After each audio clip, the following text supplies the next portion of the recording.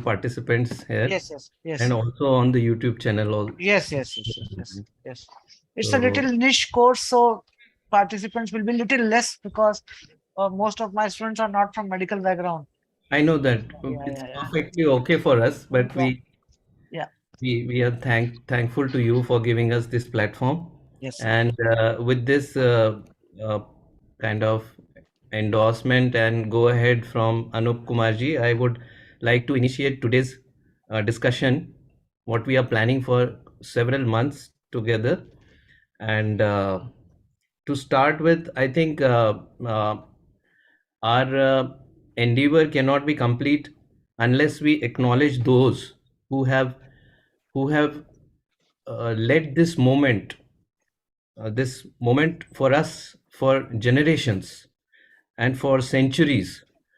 So, to my mind, the history goes back to the revered Lord Gautam Buddha, wherein we find our roots.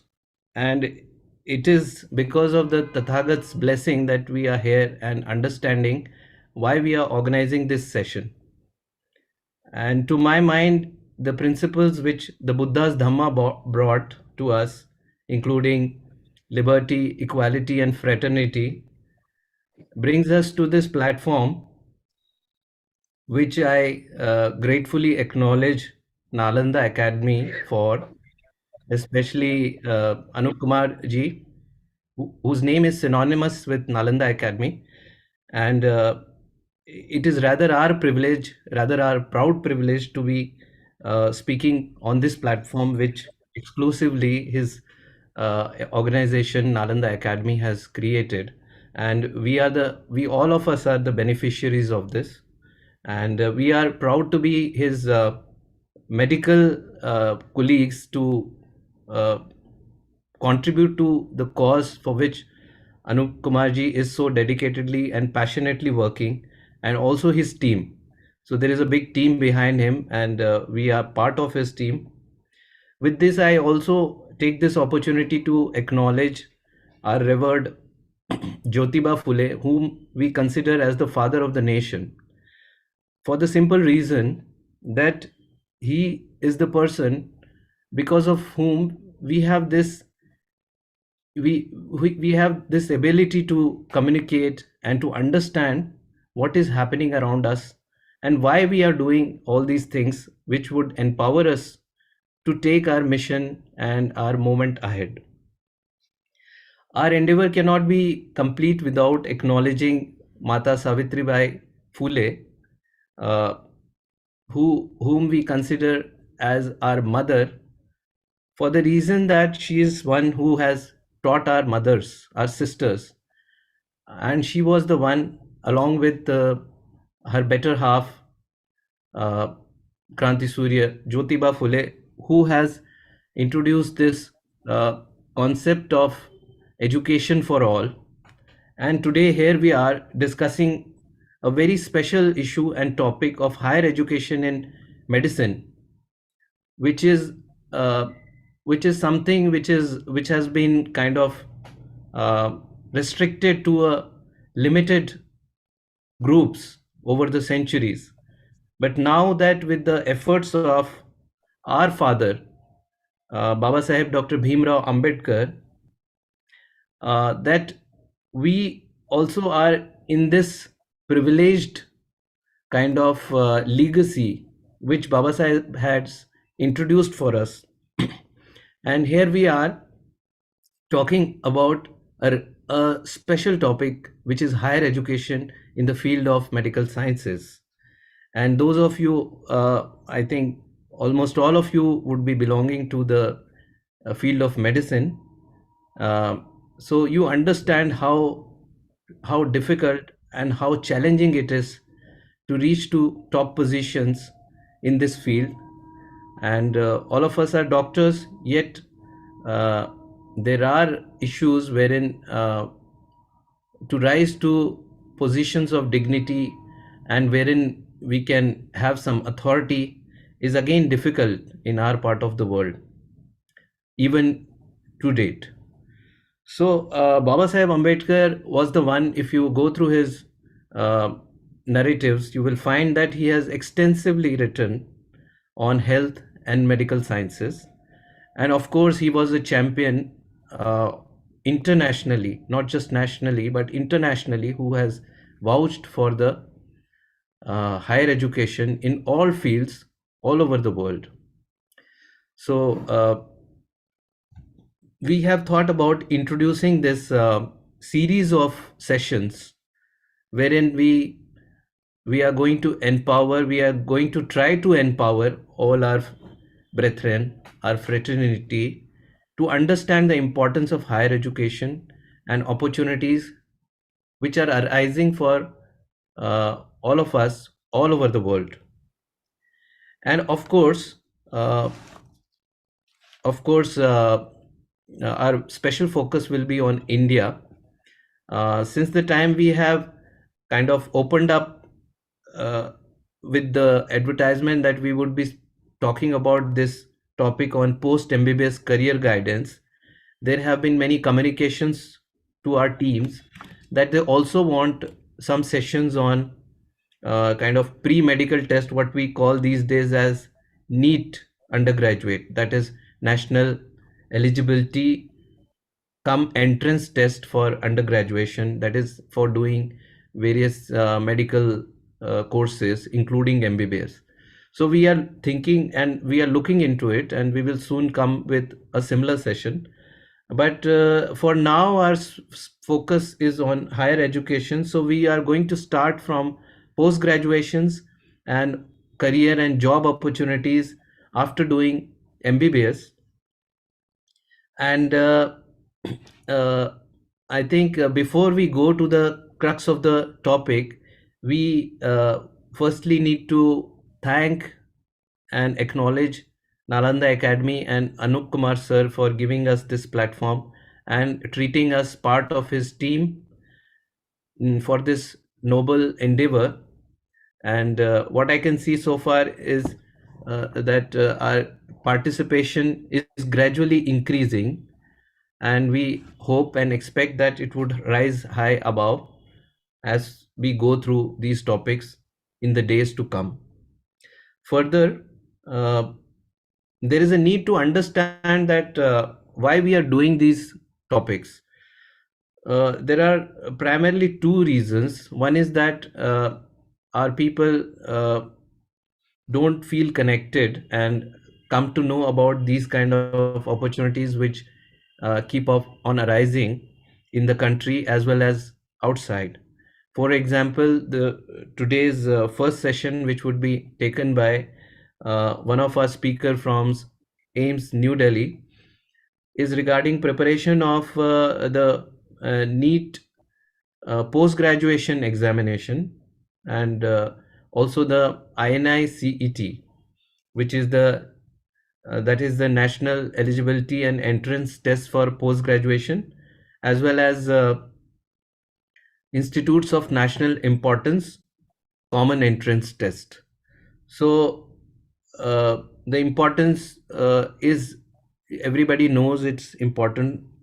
And further, for the options abroad these days in the United Kingdom, many of you must be knowing that a lot of career opportunities are arising, especially for two reasons. Number one, after COVID, uh, the health system of the best countries, like which had one of the best system in the world, like the United Kingdom, also couldn't cope up to the stress of COVID pandemic, and therefore they are in need of all kind of health workers, including doctors, nurses, paramedics. And so this is a kind of opportunity for us to go into their setup and try to get some world class higher education in their centers. And after that, it is our own choice whether we want to come back or want to settle there. So for that, we have another very revered speaker who is again in the process of this UK kind of entrance, and I would not disclose the suspense here and let our friend Nikhil speak about it. So to uh, to further elaborate, we would be dealing with other topics also, like the uh, post graduation NEET and INI CET in detail in many sessions. Along with this, we have also planned to talk about something about research options, the DNB options, Diplomat National Boards, in the lectures to come in future. We will be also discussing about the armed forces, the the IS entrances, and for options for various uh, foreign higher education and opportunities like in the UK, Australia, USA, and in the Gulf also. So for today, what we have is uh, with this introduction, I also welcome our speakers. Firstly, Dr. Ashwini Rangari, who is a junior resident in the Department of Anesthesia at All India Institute of Medical Sciences, New Delhi, and she is a dedicated, uh, dedicated student, ardent, hardworking uh, student of medicine since the time I have known her for years now, and I'm fully confident that she would do justice to addressing you with all kind of challenges and difficulties which one faces when one goes for the post graduation entrance of NEET or INI CET. So most welcome, Ashwini. So she would be Thank you, taking sir. us through the first talk, and also welcome Dr. Nikhil Dorle, who is affiliated to the MGMS Sevagram Vardha, and he is in the process of clearing his entrances for the UK higher studies and jobs, and he is in the process of giving his PLAB exam, which is the entrance exam which is required to practice in the UK. So welcome, Nikhil. It's nice to have you here. Thank you very much, sir. Jai Bhim to all. Jai Bhim, Jai Bhim. So with this, I would not take much of your time, and I would request Dr. Ashwini to enlighten our viewers and audiences with what she has to share with us. And please go ahead, Dr. Ashwini. Yes, sir. I think you have a PPT. You can speak and then share your screen. The floor is all yours. Welcome.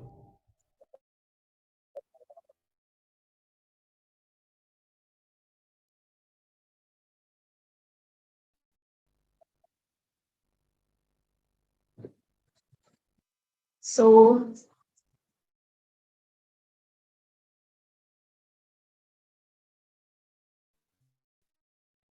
Yeah, we can see your screen. Please go ahead. good evening to all, and a warm Jai Bhim from my side.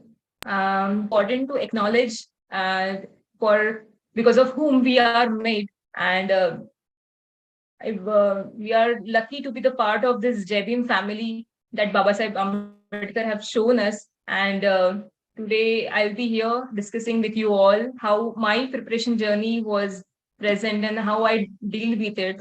And being consider me as an elder sister, I'll try to share all the positive and the negative points which I faced during my preparation phase. But first of all, I'd like to know how many of the people are here who are post interns so that I can proceed my session accordingly. Matlab, you can type in the chat box so that I could know if how many of them are the post interns or the interns or the people who are actually doing the graduation. If anybody can put inputs, I'll be very happy.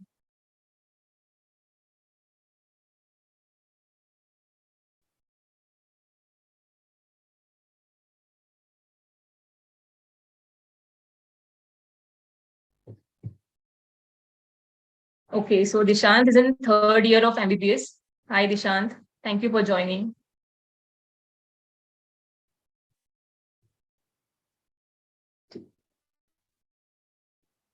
Okay, nevertheless, we'll start our session without wasting much of your time. So my first slide is of this beautiful picture that is Ames. So guys, you can understand how uh, important it is to be in this prestigious college. And I feel so blessed that I am able to study and with this beautiful campus, excellent teachers with all the setups.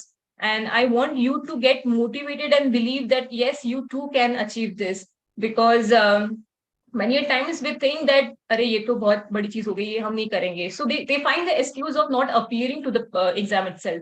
So this belief is absolutely wrong, and I want you to know that you too can achieve it, and you don't have to miss this INICT exam, which I will be further talking about.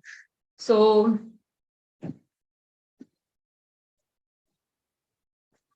post PG entry MBBS exams are two. Basically, there is a NEET PG exam and INI CET exam. So NEET PG exam is mostly for the all the government private colleges for the MDMS courses, diploma DMB courses, and the INI exam basically works for the Central Institute exam, which includes all the aims, the PGI Chandigarh and the JIPMAR, which is in Pondicherry. So both the papers consist of 200 marks of multiple choices, question and answer, and both have negative marking, but the duration differs. The NEET PG exam has 3.5 hours of duration, while the INI CT is the 3 hours duration of paper. So next question arises: is this NEET PG and INI CT exam is actually difficult? Is that difficult to crack this exam? So I would say yes, this is difficult. Now understand why I am saying this difficult is not because of the difficulty level or the questions that they ask. It is difficult because it is highly competitive in nature. Nearly about 2 lakh people sit every year for this exam. Besides, the INICT exam is held twice in the year. But anyways, the majority of the people sitting for this exam is vast. And you need to be very specific and strategize in order to get in top 5,000 rank so that you could get your dream college and your dream seat. You need to have that strategy or the mindset to appear for this exam. Only studying will not help. You need to follow strategy, and I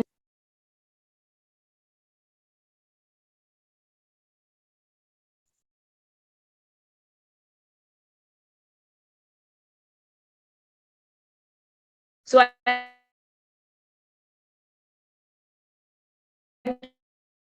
carry this session in the rules of 5 M's. You can take this as the 5 mantras for this NIT PG, where and also, guys, I have solved your doubts. So, and this is the first thing that you need to believe that yes, I can do it, because unless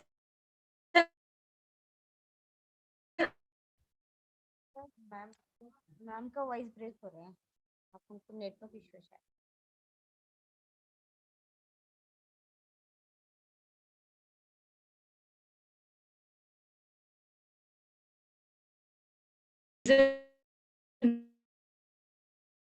behind it, and you need to manifest and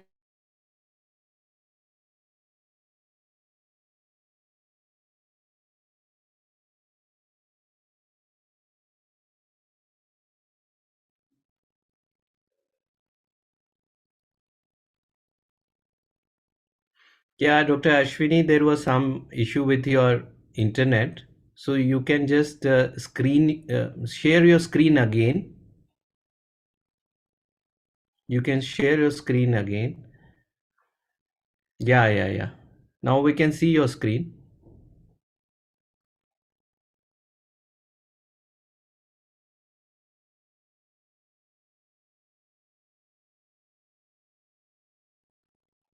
Dr. Ashwini, can you unmute yourself? You please unmute yourself. So, Yes, please go ahead. Please go ahead. okay, so yes, we are carrying this session in the 5 rules, very simple yet to understand. So first point here is about motivation. First thing, before starting anything, you need to have that motivation that you have to do it. Just doing it won't help. And you need to start having the purpose. You need to start to understand the purpose behind it. That why are you doing? How important it is? How it will help in your life? And how are you going to contribute to the society? Right. So you need to have whole structure in mindset in your whole mind in before starting preparation for this exam. Just studying won't help, and you need to manifest that. What are you gonna be like, how are you seeing yourself 3 years later down the year after doing your PG, and what quality of healthcare you are going to provide for the society, right? So you need to have that mindset. So I was sharing my story before. So yes, I am a 13 batch student and completed my internship in 2019. So I gave my first attempt in 2019 in just in order to know the quality of the question that they asked. I was not that prepared, and first attempt may I got my rank 84,000 may. So I was okay with it because I didn't study, but that moment I decided I'll study whole year and will give my full efforts and appear for the exam again. So next year I again appeared for the exam and I did work hard for it. But next year May I got the rank of 40,000. But and seeing that result, I felt so bad and so devastated really, because this is not how I achieved. Matlab, I studied whole year. Still, didn't manage to score the rank that I wanted. So I tried to understand and see what actually went wrong, because I studied same as anybody could, and everybody does study. Nobody is he मैंने ज्यादा पढ़ाई की तो definitely I'll go score good. Everybody studies at the equal level. The thing is कि how we are able to cope up with the facilities and how we are making the use of the facilities that we are getting, right? So I was very upset for the 10-15 days, but I had a talk with my parents and they tried to make me understand that it's okay if it has happened. If you want to try, give it a try again, you can. So, with my blessings of my parents and the support of them, my friends, I again decided to give it a try next year. So, I again started preparing, and the next year came to be the COVID year, where the major trauma happened actually. So the paper which was supposed to happen in January got postponed in March, and from March it got postponed to June, and then June to September. So like it was completely uh, trouble to the mind ki when this exam is gonna happen or not, because already my friends, my colleagues have already started with their PG and I'm still struggling to get this exam clear. So all of this mindset was very, very bad. Trust me. And this COVID year, what was happening was very difficult time. I do lost my loved ones, and it was really hard for me to concentrate for my exam. But the one thing I would like to tell, and I was motivated because I had that belief that no matter what adversities come to my way, I know what I have to achieve. And though I was giving multiple attempts, but there was that 1% in my mind, yes, I can do better in my central institute exam, and I wish and I want to study in my central institute exam. So that belief in me, building each and every day and not letting anything and everything what is happening around, I was very focused, calm, and composed, and was studying every day with that focus. So what the reason behind this, to share with you all, that you need to have that mindset and before starting anything, if your beginning stepping stone is not that strong, your base is not that strong, the whatever you do in the future won't have that power to hold your future, right? So this is the basic step, and you need to be motivated in order to achieve whatever you want in life, right? So coming to the next point, that is the memorization. So memorization consisting, I'll be discussing here the whole of the syllabus in short, that what is actually you need to know about all these things. And as sir already said, that you will be getting a thorough and very concise lectures about what to study and how to study. So I am here just to give the basic um, pathway that how you should carry on with your preparation. So while in the memorization, we have to focus mainly on the first and the second year subject. Now, why I'm saying this? Because these subjects forms the 80% of your paper. And it is actually, because nowadays, if you compare your question paper 10 years ago and now, they won't be asking you any direct question. They won't be asking you the give it the derivatives of the articles, derivatives of this and that. They will form that question entangle a paragraph like kind question where you are not able to understand from where this question is coming, whether it is of surgery, medicine, pediatrics, gynae. You are not. But if you have the basic and the thorough knowledge of this first and second year subjects, you will be definitely confident in ruling out the option, because these MCQ exams are not the choosing the correct option, right? You need to rule out the wrong option, and definitely eventually you will be getting the right answer. So all this pattern and all this question nowadays they are framing are called integrated pattern, where everything is mixed and you need to find what is right between those things. And whatever the diseases or the abnormalities of the body arises are due to the distortion of the anatomy or the some disturbances in the patho and the physio. So even if you don't have the thorough knowledge of the medicine, pediatrics, right, you still can find the answers of that question if you have the basic and the thorough knowledge of your first and second year subjects. So this was for the first and second, that you don't have to ignore this. You have to do this. It's a must. Then coming to the major subject, medicine, surgery, peds.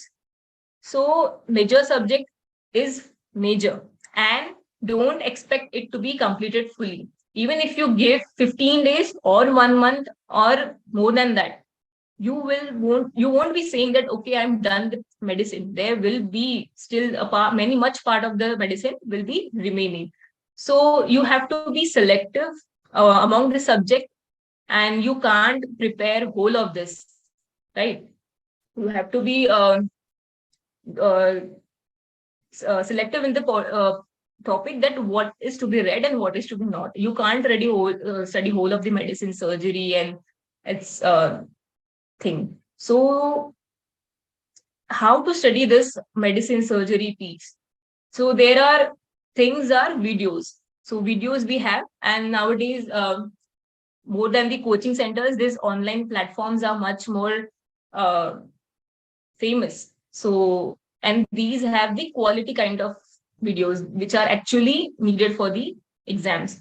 But for those who are not into you're not watching the videos, or we who are not in doing the post grad अभी internship में नहीं है, and they are still doing the MBBS, I would recommend them to study from the standard books.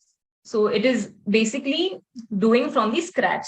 It's the same thing. But for those who still feel that these standard books are the costly affair, I would like to tell this libgen.is site, where you can find the all of the medicine ka books with free of cost.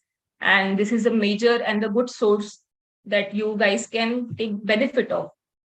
You don't have to buy each and every book for it, right? So these are the videos, and especially you need to study very selected portion, and how to select these important question is the from the MCQs. Now, the thing I would like to share, this is the first aid. So for aims, I did use first aid. and I was able to use it because, like I told before, my exam got delayed, and I was really tired to study the same material. I wanted something new to see, to know how much I can do better. So I started studying this first aid book. This is for USMLE First Step One ka book. And believe me, this is such a wonderful book and such a wonderful content it has that has really made me so confident in my subject, my base. Everything that I told you, that they ask the question in the integrated manner, it is there already in the book. So you already get that mindset, okay, this question can be asked through this way, and this question, that all the tables, all the diagrams are so beautifully explained. So if you have the time and if you can do it, do follow this first aid book. It's a wonderful book. And this is what I realized, that many of the Ames people do read this book for their entrance exam. So this is the one extra tip I would like to do. If you want to crack that Ames, do follow this first aid book. So like I told before, for medicine, ped surgery, you not need not to study whole of it, but you need to analyze the important topic. Now, how will you will be analyzing this important topic is by the MCQ practice. If you are just doing the video part and expecting you to be solving the MCQs, sorry, you won't be able to achieve that, because our exam is pura MCQ type of question. You need to train your mind in such a way that even if the question asks, you need to able to rule out the option. And this thing comes only if you are doing the MCQ practice. And this is what the first and the major thing that many of the people miss. So when I gave my second attempt and got 40K rank, so I was not that confident with the MCQs, even though I studied whole of the videos, completed my revision, but still what was lacking? This MCQ practice. So this is the must do for everybody, and you should not miss this. And next thing for MCQ, what you have to do is to practice the previous year questions. Why this? I'm telling you because we have the MBE pattern or the Ames pattern have some common topics to be asked. And for knowing that common topics, you need to know the targeted area to be focused on, because none of the exam in this world asks the whole of the thing.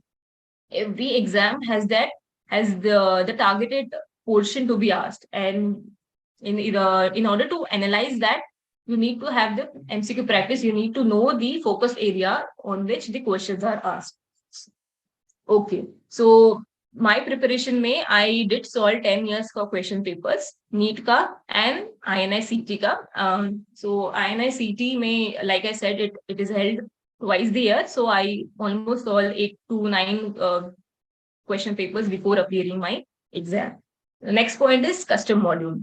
So these custom modules are that kind of mix of the question that you have to appear every day, and this is the application in the app, whatever you choose, Marrow or Prep Ladder or the Unacademy. So there is an option of this custom module where you can select the subject, you can select the pattern and the moderate hard level, and you can appear for this MCQ practice. And you have to do this regularly. I mean, regularly, because this is what you will, this will be testing your knowledge every day, your progress. So I used to solve every day 100 questions of custom modules, almost till the last day of my exam, because and you yourself will realize that day by day you are improving your score, and you are getting to know your mistakes, and whatever is not, you are marking it, bookmarking it, saving it for the last 15 days. So that is how you improve. There has to be nothing to be worried about, but these are the basic and small steps you have to follow in order to improve yourself. And the next very important is GTs. GTs are the grand tests. So you are never too late to start a grand test, and you can never think I'll just complete my course and then appear for my grand test. So no, I did my mistake. I did this mistake that I'll complete the syllabus once, and once I am ready, I'll be starting appearing for the grand test.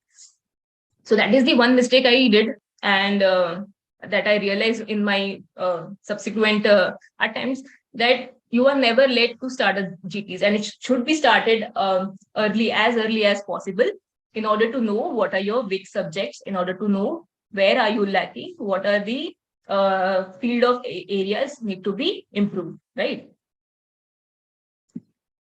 The fourth is more and more revision. So just studying and MCQ practice won't do unless you have to do more revision, and you should always keep a target of 3 revisions before exam.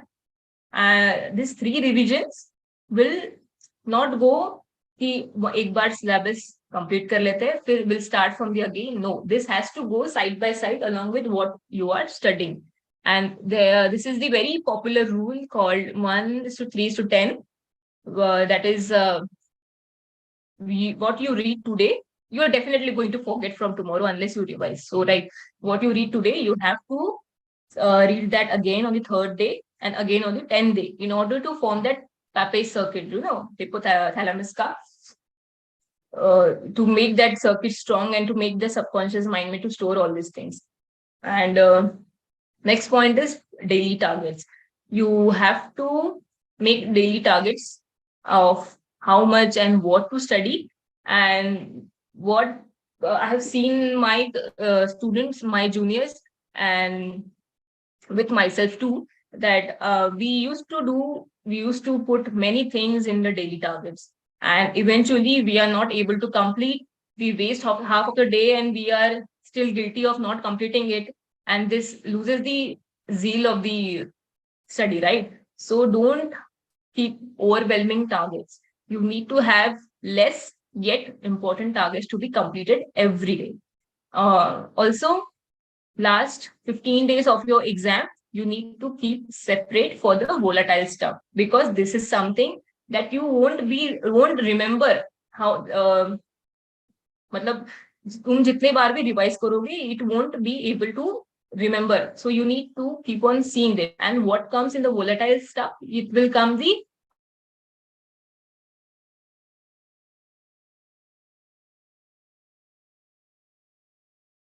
volatile images or the volatile things. You need to keep on revising, and it's better you do at the end, matlab, near to the exam, so that it is stored fresh in your mind, and you are able to revise, and you are able to remember at the time of exam, right? And again, one thing I forgot to tell you about the short subjects. So short subjects are not to be ignored, though they are shorts, though it is called short subject, but they are the most scoring subject. It's like, you know it, you score it. If you don't, you're going to lose it, your marks, right? So you have to prepare, and you have to thorough with your short subject, and you need to study side by side with you, whatever you have. You all have to give that 1 hour for this short subject every day.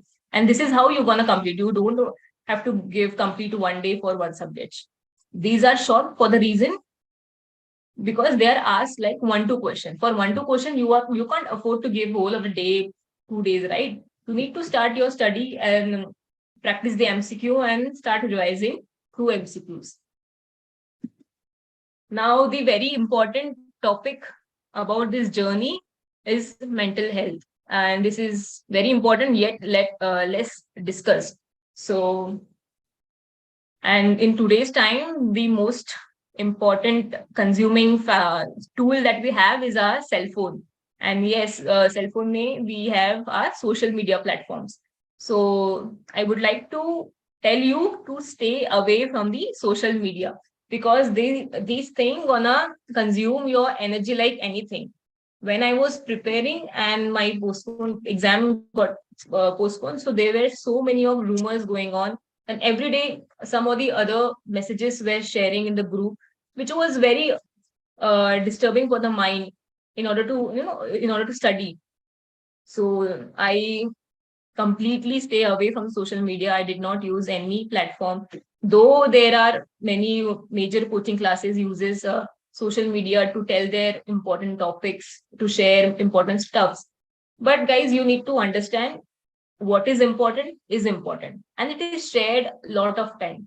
But everybody knows what is important in some point of life. Okay, so you don't have to give your extra time. You don't have to waste extra time. And whatever material you have to believe that this is enough.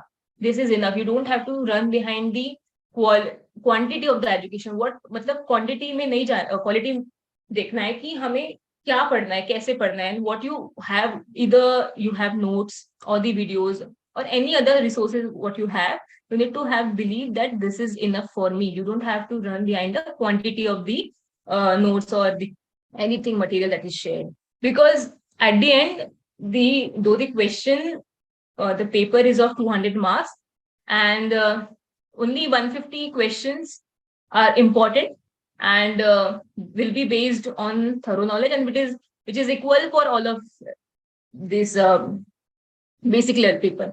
And then 50 questions will be difficult, which for which none of them are prepared. So that is the different thing. So we need to prepare for this 150 questions thoroughly, and that 150 questions is in your hand. Whatever stuff you have, you can cover and you can study for that 150 questions very properly. So you don't have to worry for that 50 question कि ये कहाँ से पूछेंगे, वो कहाँ से पूछेंगे. So that is same for all. You don't have to worry for those 50. You prepare for that 150 questions, because these are the rank deciding factors and not the ectopic questions that they're going to ask. Also, you need to engage in some or the other physical activity. So it is very important. You guys will study for hours sitting at one place. So it's really a boring way of studies. You need to have some movement of your mind, some movement of your body in order to make yourself active and engage in your physical activity. I used to go for a walk every day, and I did continue all throughout my journey, and I used to do it. But I would advise, don't join gym and all, because basically that is gonna waste your time. You will see people, you will see anything, you will have the loud music. So don't engage in gym and all. Just have your own time. Just do a walk. Just do skipping is the best way, I feel. It's a very good form of exercise, and you should do it and eat proper, right? The next thing is take breaks. So I have seen many students, they study a lot, they put their efforts a lot, but they don't understand when and where to stop. They just continue studying, and definitely eventually the outcome is not that great. So you need to understand the importance of the break in order to rejuvenate your mind. Hai. So you have to take the planned breaks, not the unplanned one where you are watching a movie, then okay, then you engage in something else. So your breaks should be planned ones where you are giving only specific time for uh, yourself. Okay. And this exam, whole of the exam is not about how are you gonna study at the exam hall. You are definitely going to take all the knowledge of the 19 subjects at the tip of your tongue. But the thing is, how are you gonna manage the 3 hours? That will be the deciding factor, and not background making how much you have studied it, maybe a 2 year, 3 year, whatever. So you need to have a very stable, balanced state of mind in order to crack that exam. It's completely tasting your mental pressure. So that is the importance of the mental health you need to understand. And next is talk. Talk is the very important to it, because whole of the journey you might not able to talk, thinking ki uska to ho gaya and she won't talk to me. If you feel you are close to someone, you should talk. I was close to my parents. I was daily talking to my mother, and she was always there to support me. I was talking to my friends; they were there to support me. So it is important to talk and not just entangle with your thoughts. Ki hoga nahi hoga. You always should have this habit of talking, expressing whatever it is, good or bad. So, and not getting pressured by all of these. So you should be able to talk. So this is what very important slide for us. So Baba Sahib Ambedkar told us that cultivation should be the ultimate aim of a human existence. So you need to cultivate good thoughts, good mind, good mindset, good strategy in order to make use of the resources that we are getting, and how we gonna use it for the society, for the beneficial of society, right? So we are blessed, and I really express my gratitude for showing such a beautiful path. And we all, as a JBIM family, here together. So it's a really good thing, proud moment. You have to study and you have to make good for your resources. And any difficulty, doubts, we guys are here to help you in each and every way. I really felt so good that Pankaj sir explained us we gonna help this kind of session in the further in future, and that is very innovative and important thing, because these are the things which are not discussed. Matlab everybody has their seniors, maybe the from the one, because they already have their ancestors, parents may family may some doctor, but we are coming from the very middle society wala, jahan pe we are the people who are the first doctors in our family. Nobody else there who will guide us. So thinking as this is a family, Nalanda family, I'm very blessed that we too got a group that will be there with us to discuss all kind of problems, and we'll be very happy if our family grows in such a way that we all are here as a one and achieve great heights. So that's all from my side. I hope I tried my best to explain you all, and whatever doubts, difficulties you would like to share, we are looking for that thing. Thank you. Thank you, Ashwini. That was really enlightening and also very encouraging.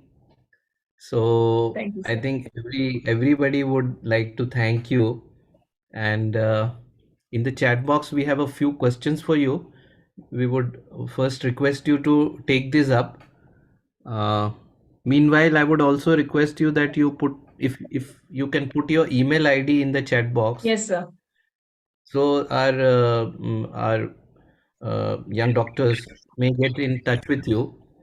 Of course, everybody knows that at AIMS New Delhi, you have a busy schedule, and I hope they would not be disturbing you often.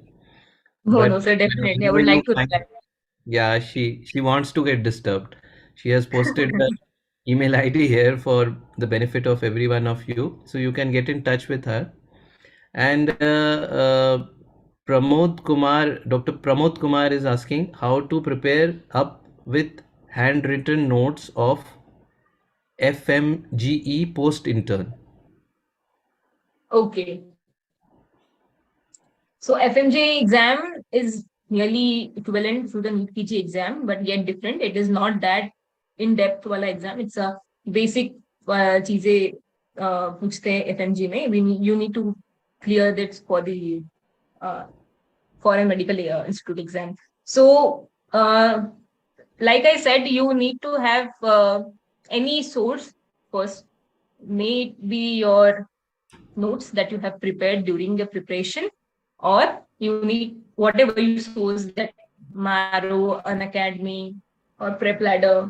So these all platform are doing their best and they are providing the best of the knowledge. But in case if you feel that are costly enough and you won't be able to get this, then I will like to tell you an academy mein there's ma'am called Dr. Zainab Vora, Dr. Preeti Sharma. So these are the teachers who are dedicatedly working for the student for NEET PG FMG exam, and they provide such high quality material free of cost. Like they're taking classes every day, all the rapid revision and all the stuffs they are putting. So I would advise you to follow them. Even if you are lacking behind your notes and you are planning to give your exam recently, so do start up with the rapid revision videos. That is how you're gonna help, right? So, and if you are prepared your notes, make sure you are revising it in every intervals. Unless you revise it, your notes won't help you. So frequent revision and targeted question solving is important for you uh, to get excel in that exam, and not just writing notes and skipping it, right? So yes. Yeah, thank you, Dr. Ashwini. And I think for the benefit of everyone, this FMGE stands for Foreign Medical Graduates Exam, Exam. Yes, right? sir. Yeah, yeah, yeah. So I hope, Dr. Pramod, that answers your question. And I would request everyone in both on Zoom platform as well as on YouTube to please post your questions here, because the speaker would be able to answer your queries uh, if they are posted here. And another question is from Dr. Dishant. He says, since 2019, we are following the CBME pattern, and we are supposed to give next exam at the end of our major year, which will decide our PG seat and also will make us eligible for internship. So how to manage posting internal exams along with dedicating time for MCQ solving and videos? Okay, so Dishan, you are third year MBBS student, right? So you can manage from the starting itself, now that you know that next is gonna help. So you can, considering that you know this is, like I told you, it is a competitive exam and you need to start early in order to get into that top 5,000 rank. So start from today onwards, and like whole I told you कि क्या पढ़ना है, MCQ कैसे solve करना है, how you have to prepare. So make a schedule that you are revising before your final year exam, so that internship may you don't have to worry about the codes that is left. You try to complete your codes beforehand, and which is not, if at all any syllabus is left, let it be, but you try to complete majority of the subject before your final year, so that internship may you just have to revise and MCQ solving question. MCQ solving question may doesn't need jitna time. If you are prepared, you can solve that question. But the important point is, whatever you are solving, um, the MCQ per se, you need to analyze on the same day. Like if you are solving the GT, you have to solve that GT and review on the same day. So likewise, you don't have to give any dedicated time. You can still prepare. Posting may, internship may, I know some postings are hectic, but also remember some postings are not that hectic. So make use of that light postings. You have to make take more advantage of the light posting. Not every posting is that heavy, and usme you try to solve MCQs, and most important is review. What I used to do when I was solving my MCQs, and I used to do that every day. And whatever question I used to get wrong, I used to note down that question and the solution in a different copy. And I kept that copy differently. That copy only had my mistake that I did. And I used to see that copy every day before starting my day. Every morning, I used to take look of the question that I made wrong, and made sure that I am not going to make this question wrong ever, wherever it is asked. I'm definitely not going to make this question wrong. So this is how you have to prepare. You don't have to give any dedicated time, especially, but you have to manage all things together. We, as a medical student, as a doctors, we are tend to do multitasking, right? So you need to prepare starting say, and it's good that you are a bit third year. May you can still start your preparation today onwards. Yeah. So thank you, Dr. Ashwini, for that query that you have answered. And I think from my side, I can give you a suggestion to every one of you from a teacher's perspective. So I am Dr. Pankaj Vaidya, and I am a professor in the Department of Pediatrics at PGI Chandigarh. And one among the so-called mentors involved in framing of such questions which Dr. Ashwini is talking about. And see, our approach is that we want to know the common things, but there are certain points which only a person who has thoroughly read about that common disease knows. So that is why the way Dr. Ashwini is telling, it's important to study in that way. But one has, please don't take it on your mind that it is not possible or difficult to reach to institutes like AIMS and PGI, for the simple reason that the students who come here to us uh, at PGI, for example, I see in my department, are not the brightest of the lot. They are, of course, the first, second, and toppers of these INI CETs, but they are not like extraordinary. They are very ordinary and very kind of average people uh, who have been studying in a strategic way. So that strategy Dr. Ashwini has tried to enumerate here for all of us, and we are very much thankful to Dr. Ashwini for taking out her valuable time from her busy schedule, and she is here with us till our next session also goes on, and I would request her to stay back so that if there are any more doubts, so she can answer those queries. And with that, I would like to welcome and also introduce our second speaker for today, who is Dr. Nikhil Dorle. He's a very hardworking medical doctor we have, and since the time I have known him, he has been very passionate about our mission. And when I requested him to uh, kind of elucidate this uh, whole UK business for the benefit of all our students, he was very happy to dedicate his time and prepare a nice talk for all of you. And as I told in the beginning, that these days UK is very readily accepting Indian doctors, and it's a good avenue for all of us. So we should know about this, and we should talk about this. We should understand how the system is, how to enter there, how it works, why it is important that we should think about this and try to get a world class higher education, which is not so far away. The kind of efforts you people are putting in giving this NEET PG exam and INI-CT exams for your MD MS entrances, in a lesser amount of effort you will be able to achieve a better degree. That was the whole purpose of putting this talk by Dr. Nikhil Dorle today. And we are proud to say that Dr. Nikhil is in the process, and very soon he would be going to do the subject of his choice in the UK as post graduation. And with that, I open the platform for Dr. Nikhil. And Dr. Nikhil, please take us through this journey of this UK thing and clear all our doubts, please. Please go ahead. Welcome. Am I audible? Yes, Nikhil, please go Okay. ahead. You're audible.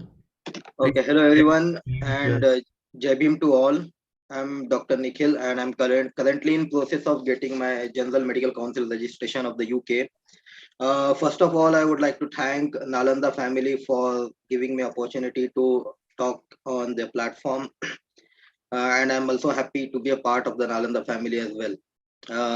And thank you very much, Dr. Pankaj sir, because Pankaj sir only encouraged me to think about PLAB and UK. Like he always like we are in continue we are continue like we are connected, and we talk to each other like every month, and he always guide me through everything. He's like a mentor, he's like a teacher and a friend. uh, Today I'm here to talk about the uh, medical licensing exam which are accepted in the UK, so that you can enter in the UK and work as a doctor. So I'm going through going to take you through my screen.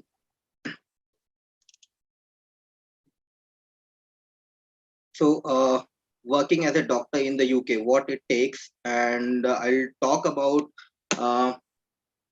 about the PLAB exam. Basically, the PLAB exam is the Professional and Linguistic Assessment Board, and it is a licensing exam to practice medicine in the UK. And through this exam, you can apply for various numbers of jobs in the UK, be it a non-training job or training job. Non-training job will be kind of non-academic chairship, and training job will be kind of junior resident.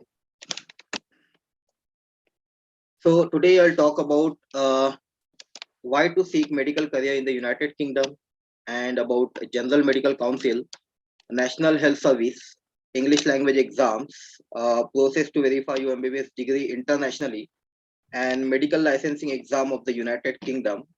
And also I'll talk about rough expenditure for the entire process, and the new changes in the UK medical licensing exam, and also the doctor's salary in the UK, obviously. Dr. Nikhil, I'm sorry to interrupt. Can you just share your entire screen because we can't see your slides moving?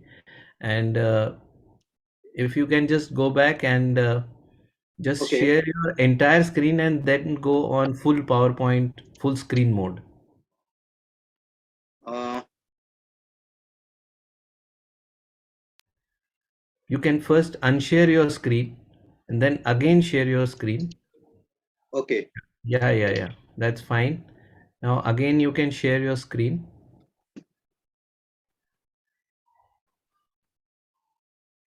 Yeah. Again share your screen and share your entire screen. Here I can see the portion of screen PowerPoint as virtual background.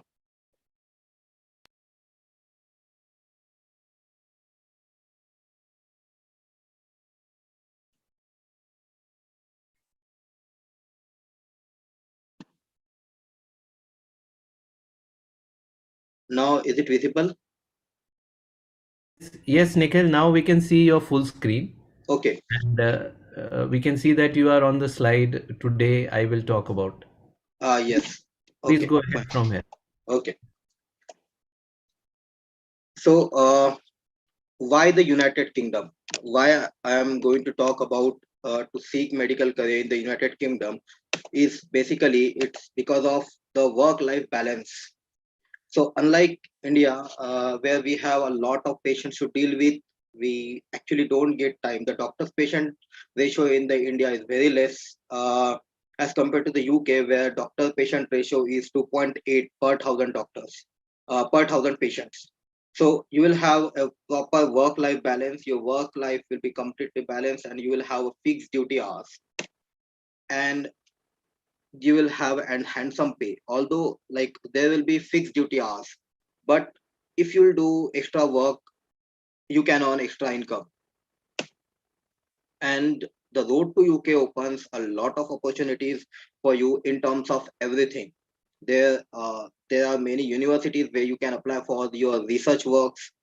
You can work as a specialty training doctors, and a lot many things. And the learning in the developed country will be a all new good experience for you, because uh, these developed countries are so advanced, and you get to learn about some new advanced treatment, and uh, their working style. So before we start about the UK medical licensing exam, there are a few terms which you should know. And I'll use these terms again and again. So you'll note these points as GMC, the General Medical Council, and also we are going to talk about everything. So just note it down, these things: General Medical Council of the UK, the National Health Service, the Occupational English Test, International English Language Testing System, and electronic portfolio of international credentials. So first of all, what are the prerequisites for PLAB? Before you apply for the PLAB exam, what you need exactly is your primary medical qualification, that is M.B.B.S. And it should be from the medical institute, a recognized medical institute, and there is a world medical school directly, and it should be on the and it should be on it. And this another part is the IELTS or OET exam, the Occupational English Test or International Language Testing System. The required score for IELTS is 7.5 overall, and there should be minimum 7 in all four modules. I'm going to talk about these exams in the further slides. And the OET requirement is B grade in all four subsets and overall. In both the cases, your score has to be in one sitting. It's not like you're qualifying one module in the previous attempt and second module in the second attempt. No, it should be in a single attempt, and the latest exam will be considered as a valid exam before you book the PLAB exam. And there should be your account on the GMC website, General Medical Council website, as a GMC online account. And the most important thing you need is your valid passport, because before without this passport you won't be able to your exams like OET, flap 1, flap 2, and IELTS you can book without your passport as well. Sorry, IELTS you can book only with your passport, and OET you can book with your Aadhaar card as well, or your driving license. So first of all, we'll talk about the General Medical Council of the UK. So basically, like in India, we have Indian Medical Council, which regulates the doctors in India. Like foreign doctor who have their primary medical qualification from the other country, they will have to give FMG exam before they start working in the before they start working in India. In similar fashion, there is their separate licensing exam, which is known as PLAB. And for this medical council, General Medical Council, they regulates, they conduct the exams, and they take you on their register before you start working as a doctor in the UK. So on the GMC Council website, you will find this GMC online, and here you will have to register yourself, because without having your account on GMC online, you won't be able to enter your OET or IELTS marks, and you won't be able to book PLAB exam. So this is very important, and first of all you need to open this account. This is completely free, and you can open your GMC online account anytime you want.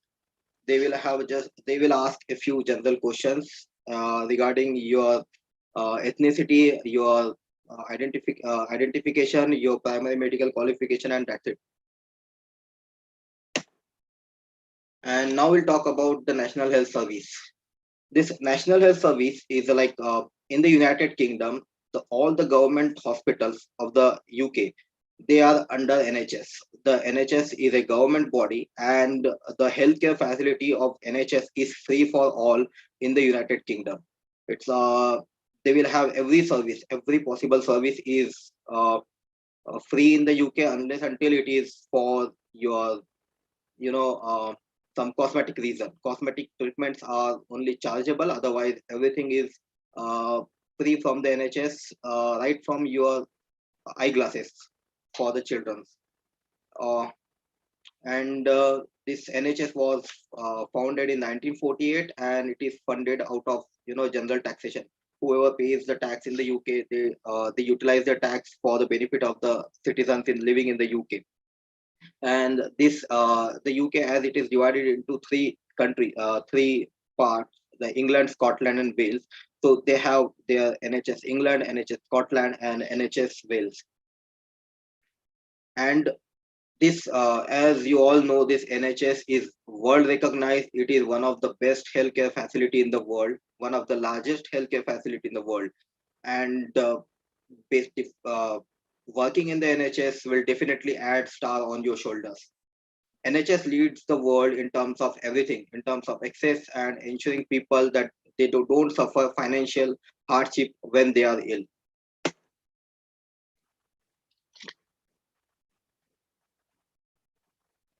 So basically, before you apply for the PLAB test, you will have to prove yourself that you can talk English, you can walk English, and you can laugh English. So, but this OET exam is exclusively for the healthcare workers. There are around 12 healthcare professions. For them, this OET English test is designed. This OET English test doesn't taste your medical knowledge. It just tastes your English language in medical terms, and it is important before you book your PLAB test. So there are four parts of OET exam, and this English language test is for healthcare professional, as I earlier mentioned, and this is organized and conducted by the Cambridge Boxier Language Assessment Trust, and there are around 12 different healthcare professionals like medicine, dentistry, nursing, occupational therapies, etc. So for them, this occupational English test is very important if they want to work in the English speaking environment. And this OET exam is conducted almost every month in different cities around the world, including different cities in India as well. So this OET exam is accepted worldwide, including in the UK, the USA, Canada, Ireland, Australia, and New Zealand. And there are basically four skills are assessed in OET, like listening, reading, writing, and speaking. The results are based on your grades, and you will have to score at least minimum B grade in all four modules and overall B uh, to get yourself registered for PLAB exam. And the cost of exam is 587 Australian dollars, and this Indian currency, it depends on Indian currency. Like nowadays it's costing around 31,000 rupees. So the next exam is IELTS or English language testing system. So basically, before applying for PLAB exam, either you need to clear OET exam or the IELTS exam. What I prefer, what I will suggest is the OET exam, though it is a bit costly, but I'll suggest that OET test is easier than the IELTS exam, and this is more beneficial than IELTS if you want to work in the English speaking environment as a doctor. This IELTS exam is basically for everyone, every professionals, not only doctors. Maybe it is be it your LLB or engineering, anything. So IELTS is known to everyone. If you want to go outside, move out of the India, and you want to work in English countries, you will have to clear this exam. Uh, they are same four modules like listening, reading, writing, speaking, and the minimum score required is 7.5 overall and minimum 7 in all four subtests. And as I said earlier, the same setting will be considered. And both this exam, IELTS and OET, they have validities. So before COVID, the validity of IELTS or OET was 2 years, but since COVID, it has become 3 years before you book for the PLAB 1 test. And it cost in India around 15,000 rupees. So what is EPIC? Electronic Portfolio of International Credential. This is actually a process of you know verifying your degree internationally.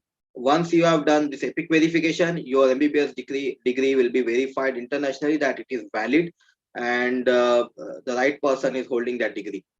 So basically, for EPIC verification, it needs you need your passport and your final medical diploma, that is your M.B.B.S degree. So this is done through ECFMG website, Educational Commission for Foreign Medical Graduates. It is a US-based company, and they verify your degree. And this entire process will cost you around 20,000 rupees. So let's come to our main topic, that is practicing medicine in the UK. So before you practice as a doctor in the UK, you must have to clear PLAB exam, which is conducted by General Medical Council of the UK, and you must hold a General Medical Council registration. There are around 4 ways to get GMC registration, and the PLAB exam is one of them. If you are, medical graduates, PLAB exam is for you, and it is a better route for you to enter in the UK. If you are holding a postgraduate degree, although you can do PLAB, but there are other ways as well for entering in the UK and getting yourself registered in the General Medical Council.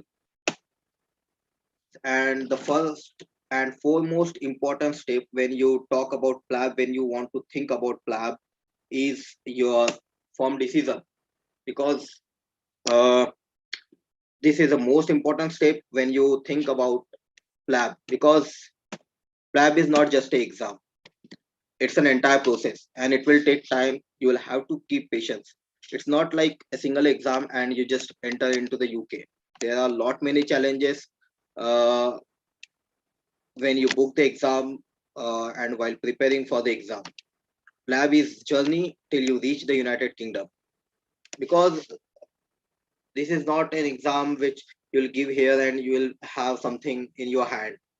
You will have, your lifestyle will change. You will have to leave your home country, and uh, after finishing up your training, you can anyway come back to your home country and you can work here. You don't need to pass any other exam. You don't need to give any other exam because after you uh, you know do your post graduation from the UK, because your primary medical qualification is from India. So you don't have to give any other exam like FMG, since um, the degrees or the qualifications which you will get in the United Kingdom, they are accepted by the Indian Medical Council. They are valid in the Indian Medical Council. And the living in the United Kingdom will be a new experience for you. You will have to adapt the weather conditions in the UK, and trust me, you're gonna love to live in the United Kingdom, to work in the developed country, because their working style is completely different. You will able to work with international medical graduates. They are from different parts of the world. You can learn a lot many things from them. Their interpersonal skills, talking with patients, and their working style is completely different. So what is PLAB? PLAB is a professional and linguistic assessment board exam, and it is a licensing exam to practice medicine in the UK. And this PLAB exam is conducted by the General Medical Council. There are two parts of the PLAB exam, the PLAB part 1 and part 2. PLAB 1 is MCQ based exam. It is pen and paper based. There will be 180 questions which you will and this lab part 2 is an OSCE exam, objective structural clinical examination. This is kind of practical exam where you will have to deal with uh, a few clinical setups. So let's talk about PLAB part 1 first. So PLAB part 1 is 180 MCQ questions exam. It will be like you'll have to choose one correct answer. There is no negative marking, and this exam test your knowledge of the for the care of the patient. It doesn't test how well you can remember and recite the facts. The questions are related to the current based practice in the UK, and the equipment they readily the equipment they routinely use. And you will need to answer the question in relation to the evidence, and they actually practice in the UK and not according to what you practice in India. And what this exam covers is the important and acute medical conditions, be it in emergency or OPD departments, and the day-to-day cases seen by the foundation year doctors, first, the residents, the interns. The internship there, it's called as foundation programs. There are there is 2 years of internship, foundation year 1 and 2. They will ask about the management for any long-term disease at the primary care centers, or they'll basically ask a simple question, not very difficult questions. It will be on, they will only ask about the primary management, appropriate management, immediate management, what is the immediate investigation, appropriate investigations, and they can ask about few medical conditions. They will give you a clinical case, and where from that clinical case they will give you they will give a short scenario basically, and they will ask a question. That question might have some pictures, ECG or X-rays. They might ask about diagnosis, investigations, management, and um, some equipments as well. So let's talk about the PLAB test date. So many people have some myth in their mind that PLAB 1 is a difficult exam and it costs a lot. But uh, it it is costly, but it is doable after you complete your MBBS and you start working uh, at some hospitals. So this PLAB one exam, the GMC run this exam four times a year in the UK and in a number of overseas locations, including India. So in India, you will have four test dates. So they conduct this exam mostly in February month, May, August, and November, and they will have exam in mostly the metro cities like Mumbai, Delhi, Bangalore, Chennai, and Hyderabad. Uh, these exams are hosted in India by British councils, and these exam places are very limited. It's not like those who will apply will get the seat. No, it's not like that. It's like they will have a limited number of place, and you will have to book the exam priorly. Maybe you will have to book that exam 1 year before you take the exam, because the competition is very high these days, because everyone are attracted towards the UK because they are giving us a lot of opportunities, and they are welcoming foreign doctors to work in their country, and they are very welcoming for Indian doctors. So, how many times you can attempt the PLAB part one? There is a limit, and that limit is four times. Maximum you can attempt this PLAB part one exam for four times, and the fifth attempt you will have to ask the General Medical Council if you have any valid reason. The cost of PLAB part one in exam is £247. That is roughly around 22,000 these days. This is the exam syllabus for PLAB part one, which contains all your first year, second year, final year subjects. First year subject is only anatomy. Rest everything you will get from third year and your minor and major MBBS. They have splitted every subject from the medicine and surgery. So, how to prepare for PLAB part one? There is absolutely no need for any coaching for the preparation of PLAB part one. The blueprint is available readily on the GMC website, and you can just download it and you can start reading. There are many free and chargeable sources available for the PLAB 1 preparation, and that is not very costly. You can get it in 5,000. Like they are 35 pounds or 50 pounds. That is roughly around 5,000. And they have Android applications as well and iOS applications for preparing this exam.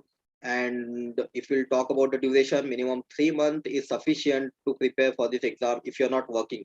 But what I would suggest that you should not you know leave everything and start studying for the PLAB exam, because the GMC doesn't want that you should sit and study only. You will have to improve your CV. So for that, you need to work at some hospital. They will, if you are not working and you are just you'll just give reason that I was studying for my exam.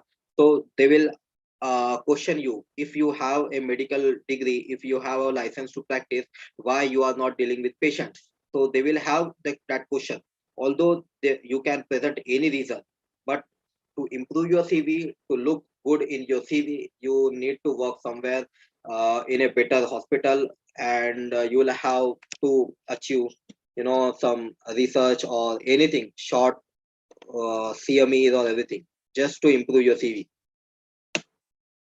And for this entire process, whatever the cost it will require, which will take for the PLAB journey, you can earn yourself, and you can do it easily.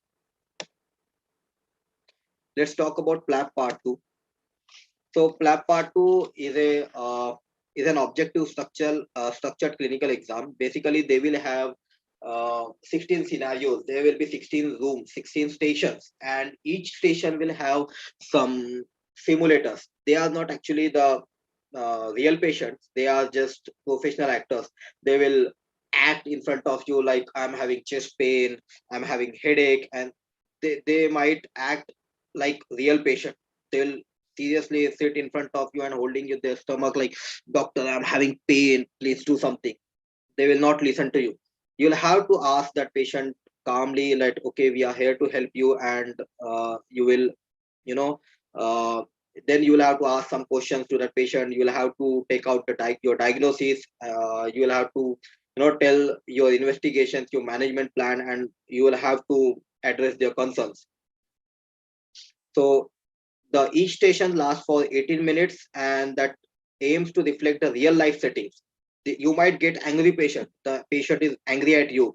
Why I didn't get my injection at time? They will have simple concerns. My daughter is at home, and why? What I will do in hospital alone?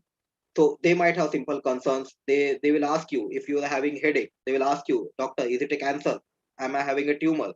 Or whatever their concerns might be, anything, just like whatever we see in real life scenario in India. They will have simple questions, simple concerns, and you will have to address them with your clinical and medical knowledge, and sometimes with your interpersonal skills. So the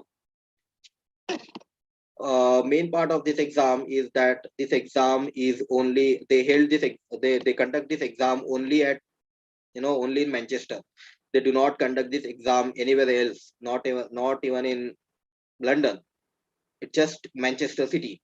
Earlier, they had their center in Hardman Square. There is a one place where GMC where GMC office is. They have their office in, Hardman Square. The name of the place, and they have their center.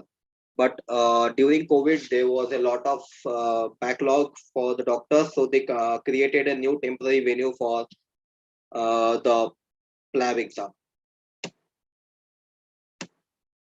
So what does this exam cover? As I told you earlier, that you will have to deal with real patient. It will test your, ability to apply your knowledge, and how you care for the patient, how you treat the patient, and not how you remember or recite the facts. Because you will have to deal with the patient like you deal in your hospital, and you will have to act promptly on their concerns, on their complaints, and whatever they will ask, they will form the current best practice in the UK. You should answer them, and uh, with your clinical knowledge, with your interpersonal skills.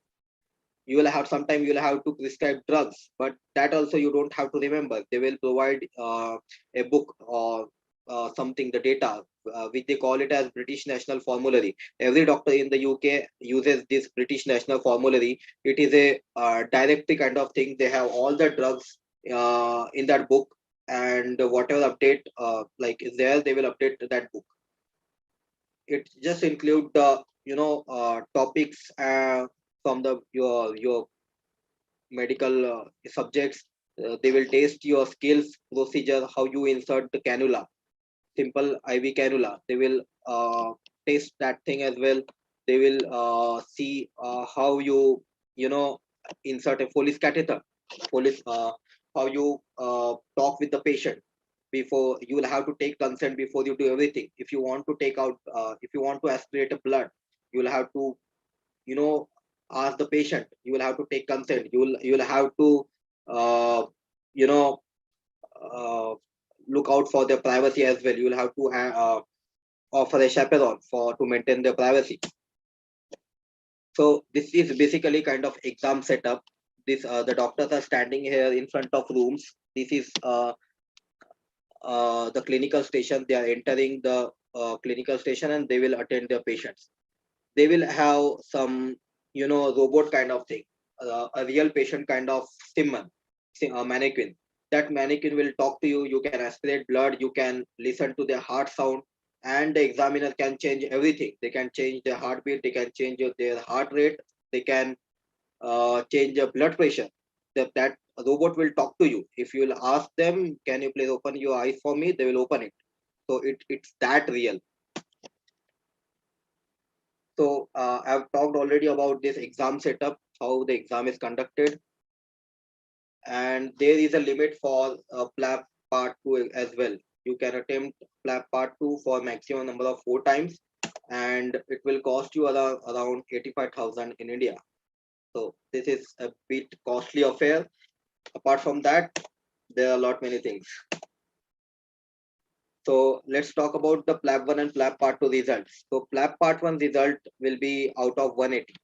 Every year it is around 120, sometimes 117, sometimes it is 125. So it depends on the you know cutoff every year, but it is around 120 every year out of 180. You just have to clear the exam. It's not a competitive exam. You just have to pass this exam, and you will have to score 180 out of 120 out of 180. And in PLAB Part 2, you will have to clear 10 stations minimum and a overall cutoff for that particular day. Suppose the exam is of 200 marks and the cutoff mark is 110. So you will have to clear 10 stations as well as the 110 cutoff marks.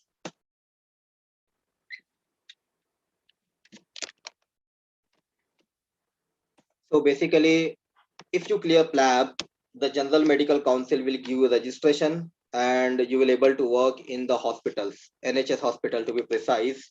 And NHS itself is a big term. It's a big healthcare facility in the world.